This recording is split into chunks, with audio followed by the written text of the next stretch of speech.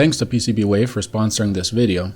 So this project's going to be quite the interesting one. The objective is to build a hybrid benchtop power supply, and by hybrid I mean that it's partly switching and partly linear, and hopefully we can get the advantages of both types. So ideally we have great regulation and quick current control, low noise, but also a relatively good efficiency.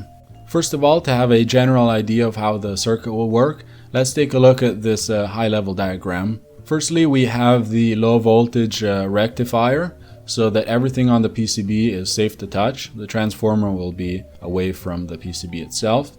After that, we have the switching converter, and that has the advantage of being relatively efficient when we're dropping high voltages at substantial currents. And after that, we have the linear regulator, which has the advantage of being low noise and fast at limiting current, at least if my current control works properly. I guess we'll see about that. Next, we have the microcontroller, and this has a few different tasks. The most obvious one is to display the voltage and current measurements on the 7-segment display, but it also has to measure the output voltages and regulate the switching converter's voltage so that the linear regulator has a sufficiently higher voltage at its input compared to what we want it to have at its output. Of course, lastly, we have some potentiometers on the front panel that will be dictating the current and output voltage of the linear regulator so that we can fix whatever values we want for our power supply. Now that the concept's clear, let's take a look at the actual circuit diagram. Here we have most of it, with the exception of the microcontroller, which is here.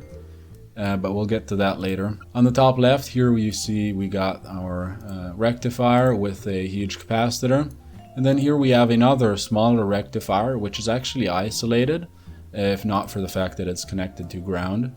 And this is just to provide us with a negative supply that we will have to use for our current limitation and voltage limitation on our linear regulator. Then the first part of the converter is the switching part. So we have this integrated circuit, which is pretty handy because it has the transistors and the transistor drivers within it, as well as the whole regulating part of it. So all we need is some external passive components. Then we have the linear regulator, which is an LM338, and this will be regulated through a potentiometer, which is on our front panel.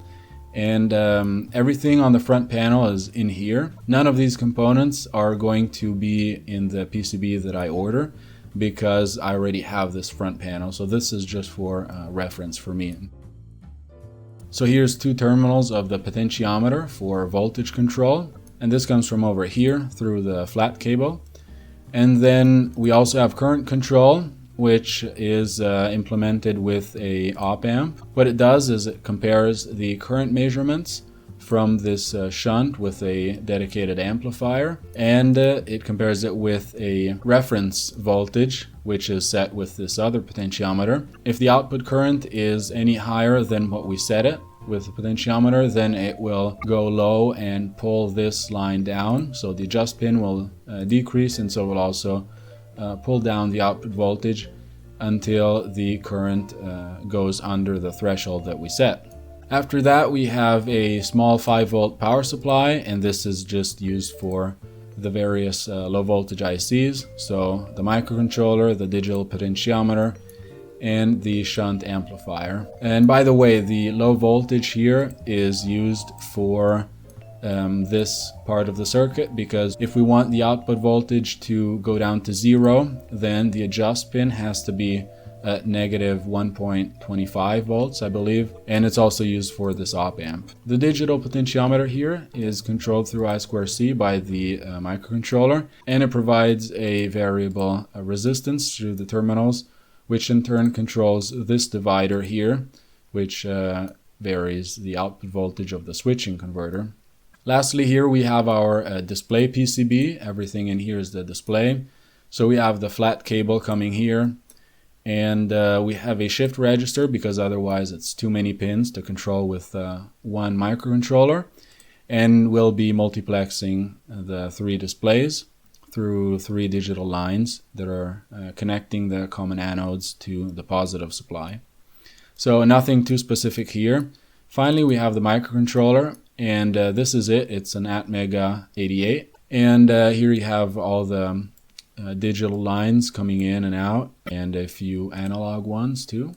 We have a UART interface in case I need it for debugging. After that, we have the ISP interface to program the microcontroller, and the I2C pull-ups, obviously. We have a voltage divider to measure the output voltage from the linear regulator. And finally here we have a precise voltage reference, which will be used by the ADC inside of the microcontroller. The reason I need this is because the internal reference of the Atmega is just awful. And it's finally time to order the PCBs. As you might have guessed, my go-to PCB supplier is PCBWay, so let's proceed and make the order. This one's going to be a little bit more complex than the usual one. In fact, we're going to have 2 different PCBs, and I'm going to order them as a supplier panel. Also, I'm going to need 4 layers for this design, as you saw before. I'm just going to order 5. And I'm also very curious of trying the matte black solder mask. So let's proceed to make the order by uploading the PCB files. And that's it. 1 week later, I got the PCBs at my doorstep, and let's take a look at them. I think they're really looking nice, and I'm definitely liking that black finish on the solder mask. So if you're looking to get your own professional PCBs, definitely check out PCBWay.com, as I've always been really satisfied with their products. Alright, so here's everything soldered up finally, and it's time to test it out. There's still a good amount of flux here because I had to resolder the microcontroller on a few times, and I'll wait till the end to clean everything. In any case, it shouldn't be conductive, so it doesn't really matter.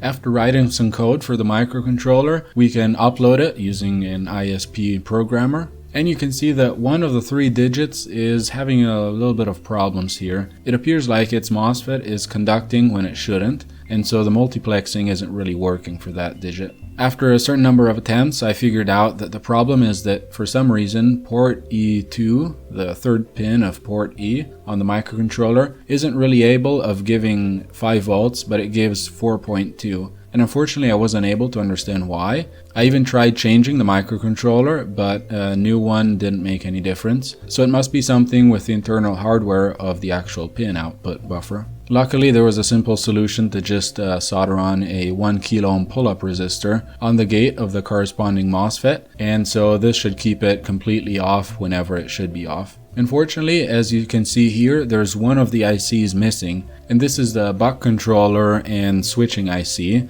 Unfortunately, this was the only component that wasn't in stock, so I'm still waiting for it. But for now, what I want to do is bypass it, so I'll just simply test out the linear regulator, and then further on I'll solder on the buck converter in the middle with its own inductor, and we can use the 2 stages after that. So initially I'm having these problems with oscillation on the output voltage, and I couldn't really understand why. In particular, with a mid-range output voltage, I was getting very severe oscillations. I tried adding an output capacitor of 1 microfarads because 100 nano is relatively small, but this wasn't changing anything. So after that I tried desoldering capacitor 22, which has the task of giving a negative high frequency feedback, which should provide a better stabilization on the output. Unfortunately, I only understood afterwards that I misread the datasheet, and this capacitor should go between the adjust pin and the ground pin. So after removing the capacitor, everything was working fine. And so now, after modifying the front PCB and correcting the calibration constants within the microcontroller's code, we can see that the output voltage does vary, and seems like it's reading everything correctly on the display as well. Lastly, I tried connecting it up to the big heatsink that it's supposed to have. I connected a 4.7 ohm load resistor, and cranking up the voltage, you can see that the current goes up, but for some reason it stops at around 2.8 or something like that. And after a little bit of debugging, I figured out that actually I made a mistake, because the ADC of the microcontroller can only read up to 3.3 volts, which is what it receives on the AREF pin. But with the gain of the amplifier and the shunt value, we get 1 volt per amp. So if we're pulling 4 amps, we should get 4 volts on the input to the ADC. But obviously it can't measure any more than 3.3. This is why the value is cutting off. So what I did was add a voltage divider on the trace that connects the output of the amplifier to the ADC, and this halves the voltage. And in the firmware of the microcontroller, I just changed the value of the constant that gets applied for the calculation of the current. And after this modification, you can see that the current reading is actually correct by using a multimeter in series with the load. Okay, so that's it for this video. In the second one, I'll add the switching converter to keep my linear regulator from burning up too quickly when I source too much current. So thanks everyone for watching, and I hope to see you in the next one.